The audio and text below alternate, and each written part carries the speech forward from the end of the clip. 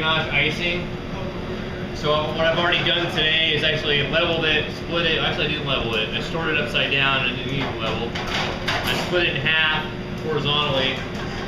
I used syrup, simple syrup on the inside, and then the whipped dark ganache icing on the inside as a filling, and then on the outside 14 with a rosette on each one. So again, another opportunity to practice this. Try really hard to get that ideal bow tie size, and then match it up the rest of that. You need to have straight sides, but definitely get it to this point before you do the chocolate band, okay? Make sure the sides are really straight. And what I did, I used a bench scraper. I make sure the bottom is flat against the turntable, and this side is flat against the cardboard underneath the cake. So if this is flat and not tilting in, it should have a nice level, straight sides, okay? So the next thing is you want to put, or cut rather, a length of acetate, and you can measure this around a 9-inch cardboard round with a little bit extra overlap, so you have room to work with it a little bit. Mine's pretty tight. Mine's got like an overlap of a ½ inch or so, 3/4 of an inch. You might cut yours maybe an inch overlap or inch and a half overlap, just to be safe. But you want to cut a strip of acetate at least that long, if not a little bit longer. Then you want to have a clean tabletop.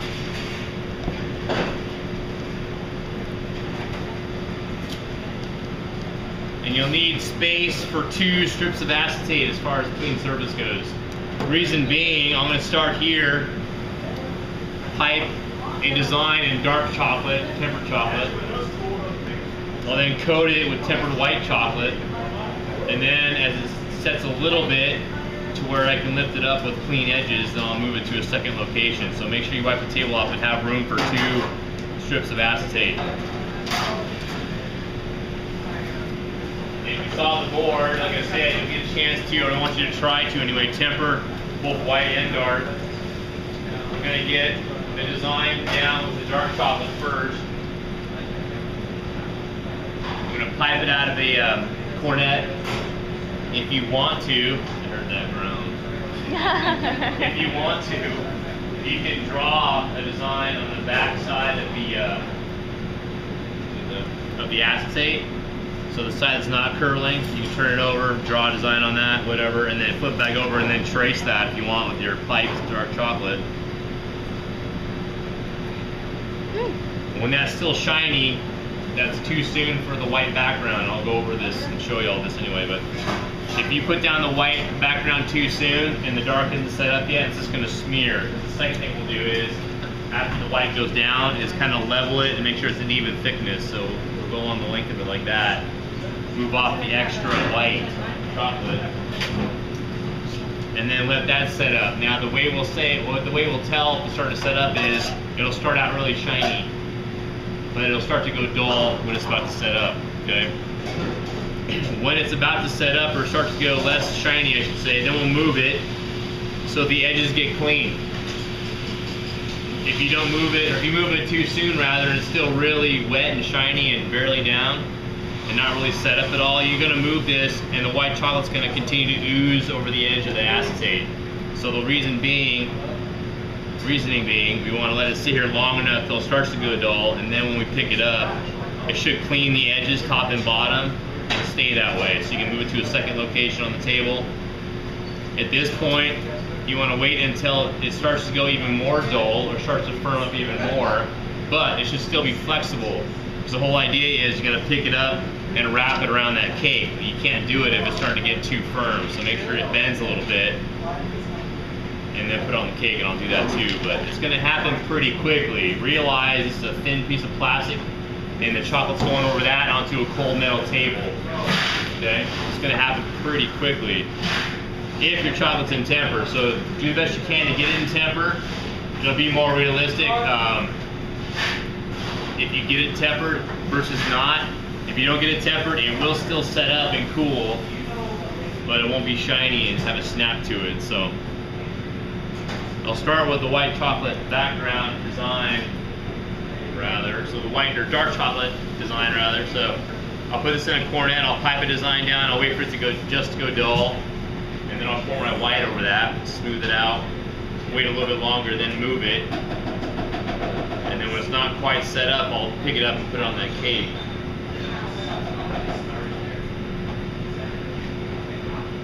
Now today I tempered this in the microwave, and I'll show you guys how to do that when we get closer to the candy making section after the wedding cake. So you'll actually do that, or have a chance to try it if you want. But for right now, stick with that bain-marie tempering. Anybody not have luck with it? Everybody tempered it? You nope. Did, Nisa? Did everybody temper it? Do I have a look or do I not have a Luck. look? Luck. Oh, luck. You have luck tempering it. No. Nope. Right. When I'm online. Well, it is a finicky thing, so don't give up on it if you can't get it right the first, I don't know, 10 times. It can be, yeah, a real patience tester, but Pain in the ass. once you get it done, it's always fun. So, cut a very small tip on the end of this.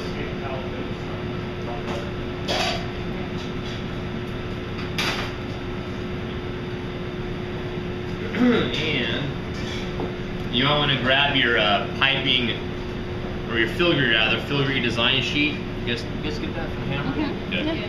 So get that, you give a good idea, or you can just do a freehand one. What I want you to do though is have at least one line that goes the length of the acetate, so don't just do the squiggle like that.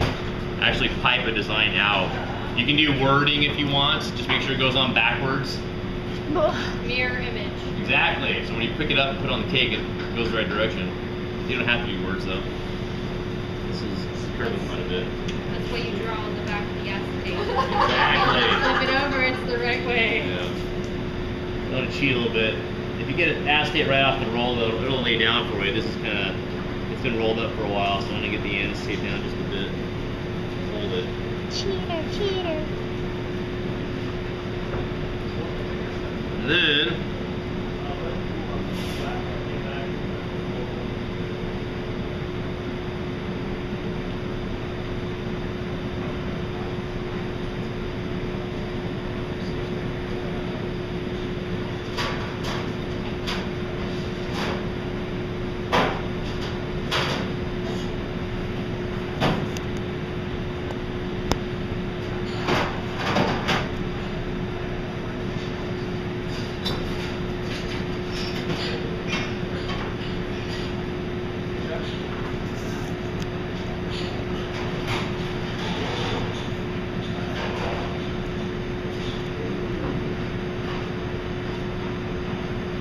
so go from end to end on the acetate. And you're going to lose some of that either on either side once you put on the cake and trim the seam, but you want to go all the way across there.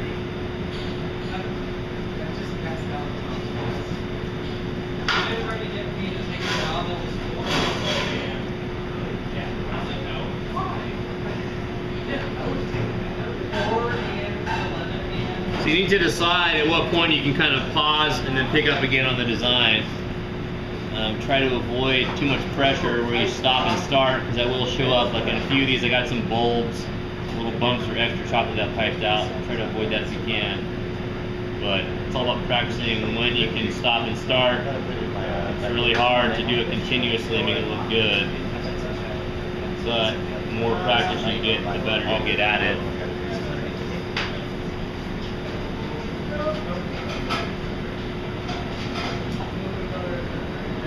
And many designs that look complicated are simply overlapping lines, like I just showed you. I just did two lines overlapping each other. So you can simplify a design, just kind of pick it apart, find out how it goes together. But it might be, and it probably is, groups of overlapping lines, different designs, curves, corners, what have you. So it doesn't have to be too complicated, but try to be a little inventive with it. But get some ideas from your filigree sheet, see if that can help. And this is already starting to set up, if you can tell. Starts out really glossy and wet, And if it's in temper, which it is, it's got a little bit of a dull shine to it, which you can see that.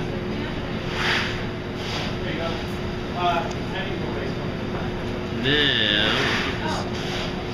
tape off here.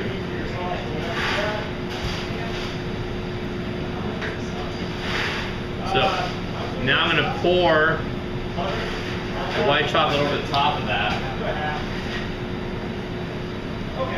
Remember, if this is on a bain-marie, there's water or condensation on the bottom of the bowl, so make sure you wipe that off first before you tip the bowl and pour it, because like that water gets in there, it'll seize up your chocolate, and that won't be any good. So.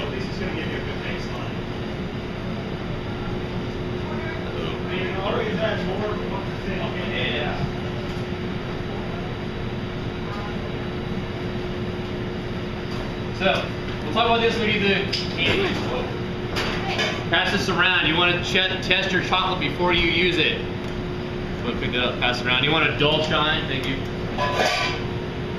Let me step in that chocolate.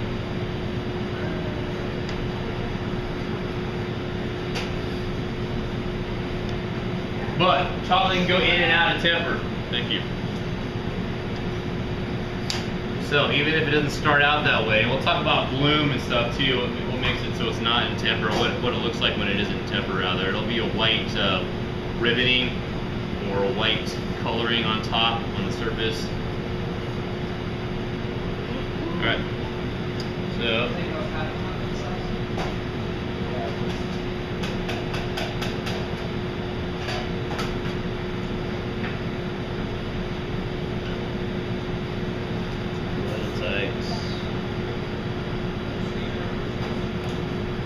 yeah, you do. So large offset.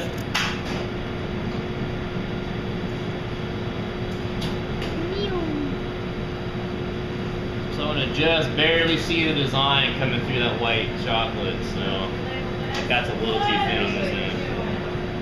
Let's barely see it. So that way you're about 1/8 of an inch thick. That's about all I'm going to do there. So you just barely see that. You want to go with.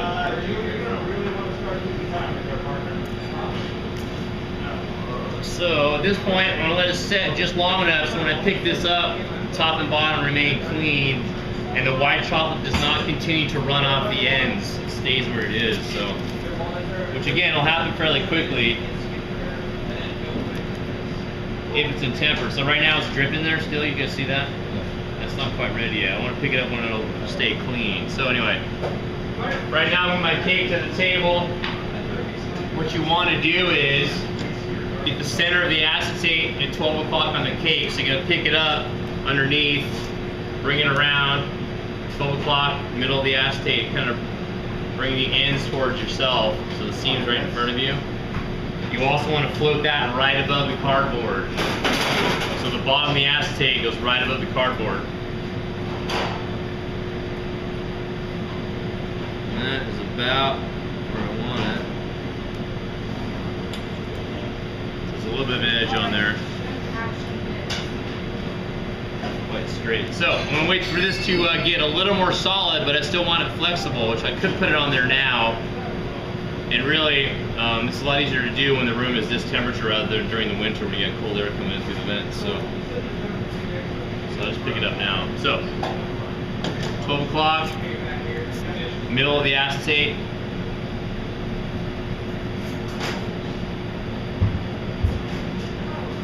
If you need to, I think I'm a little bit high. If you need to have somebody spot you, either have them tell you take it up or put it down as far as that cardboard goes on the bottom. So put it on there and then smooth out any gaps. Now this is where the straight sides on the cake are what's going to save you.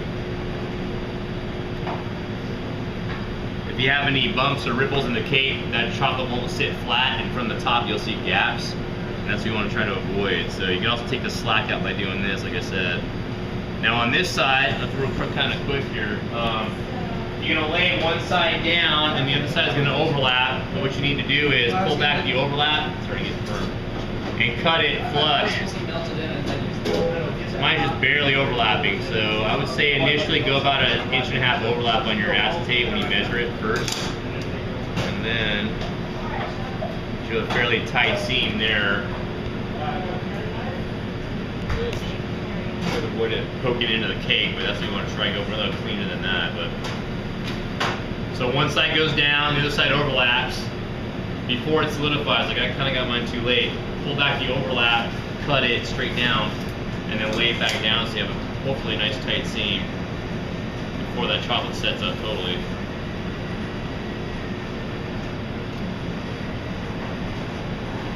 And sometimes if you put that white chocolate down, it might go underneath the tempered dark chocolate, because what happens with chocolate when it is in temper and it cools, it'll contract and shrink, which means it'll come up off the acetate sometimes, it'll kind of pop loose, which is good because it's in temper, but it also means you might get white chocolate kind of going up underneath there. So you want to get that white background down very shortly after the dark chocolate starts to go dull. Okay, so you want to watch it. Test it, make sure it's in temper, but then watch it, and then when it's ready, white background, thin it out, let it sit until the edges are clean, move it, and let it solidify a little bit more, but still be flexible, and then pick it up, and then go on the cake. So you guys have any questions on that?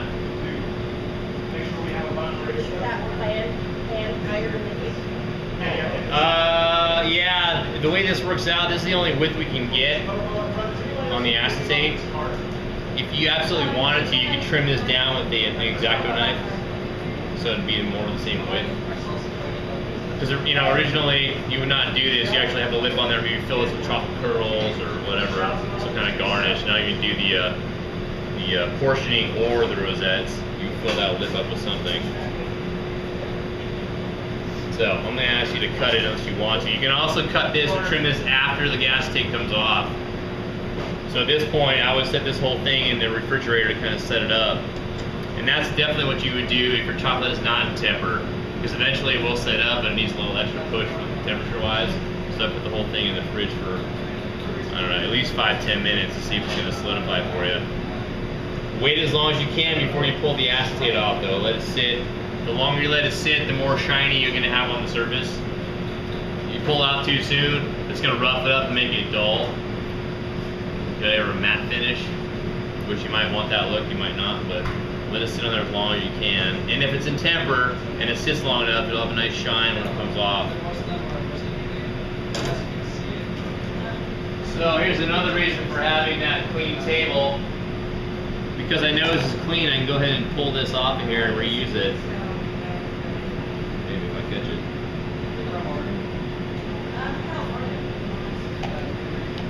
So this could also be a garnish.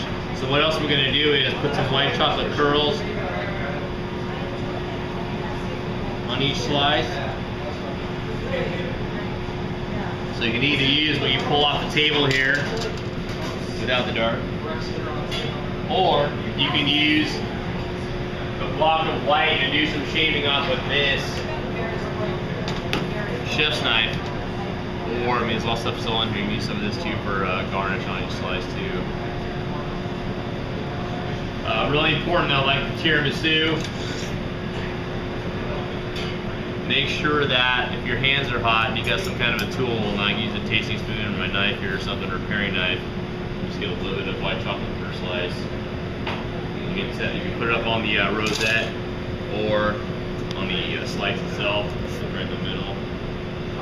The important thing will be though to make sure you don't have it on the score mark. So get it on there, but make sure it doesn't spread anywhere. Kind of place it without the arm here. You don't watch that all the time. Set up on the rosette's mine too, so something like that's mine. But each one's got to have a piece of white chocolate garnish on it. And then when you're ready, I don't know if you guys can see this or not. See that chocolate is tempered, it's starting to pull away from the acetate. You see that bubble movement? That's what you want to see. That means the chocolate's in temper and it's shrinking away from the plastic. Eventually it pulls free and this little bubble line starts to move around. So when you're ready, again, wait as long as you can. Kind of pull this off, and this is going to be, and you'll see this. where the bubble is really shiny, so that little line through the center is really shiny. Where it's not is up top and down below, where I don't want to wait as long, so I want to show you guys how this looks. So that's another argument for letting this sit as long as you can before you peel it off. So again, really shiny in the center and then matte finish top and bottom, which again might be what you're looking for, but it kind of happens the way it's going to go. It's going to, the bubble's going to form wherever it wants to, really. So the way you'd portion this and cut it, usually you'll take the back of a paring knife, heat it up, and just melt first slice up against the side through the chocolate, and then when you're ready to serve it, actually cut it and serve it. And again, the way to trim this off would be to use a warm knife after the acetate's off anyway, and kind of melt this through and just trim off that top chocolate if you really don't want it on there, and make it exactly the height of the cake. But, you guys have any questions on it? Yeah.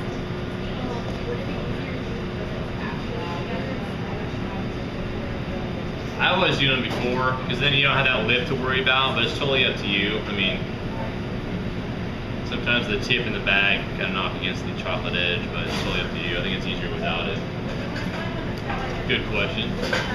What if you can't get your chocolate to temper? Huh? What if you can't get your chocolate to temper? Give it a few goes, but if it gets later in the day, then just go with it. Eventually it will set up. It'll just take longer to cool. And you might get that white riveting on the surface. It's not tempered, but it'll still be good for checkoff. I just want you to attempt it, because we'll need to do it. It really helps if we can do it for the chocolates later on, if you actually get the chocolate tempered. Any chance you get to practice it is good. So I suggest you practice with the white and the dark on this too. One more go around on it. You did say that it was okay to cut the acetate if we don't want that lip. Yeah, I would not use scissors though, because it kind of twists it. But if you have a cutting board, and I've got a X-Acto knife too, or the Bleed Exact Zero.